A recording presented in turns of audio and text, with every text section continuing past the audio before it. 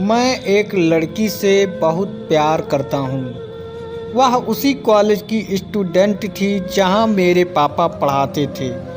यूँ तो मैंने उसे कई बार देखा था, लेकिन एक बार वह मेरे सपनों में आकर कुछ ऐसी यादें दे गई कि आज भी मैं उसी सपने में जीना चाहता हूँ।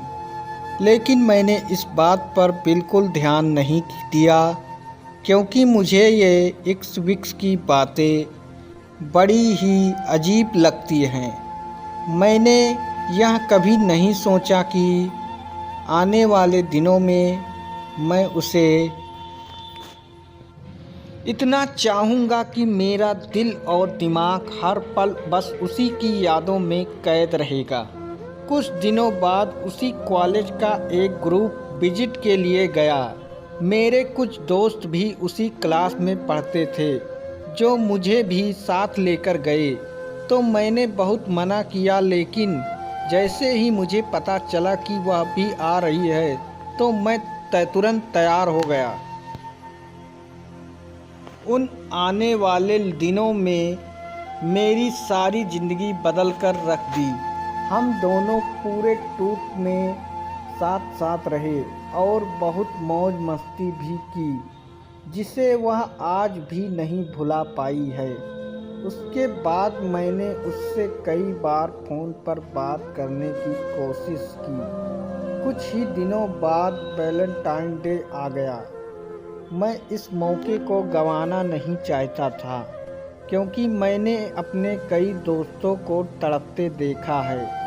वे अक्सर यही कहा करते थे कि काश मैं भी कभी कह पाता, लेकिन मैं कभी काश नहीं कहना चाहता था। इसलिए मैंने उससे अपने प्यार का इजहार कर दिया, लेकिन तब तक शायद बहुत देर हो चुकी थी। मुझे पता चला कि वह किसी और को चाहती थी और वह लड़का भी उससे बहुत प्यार करता था।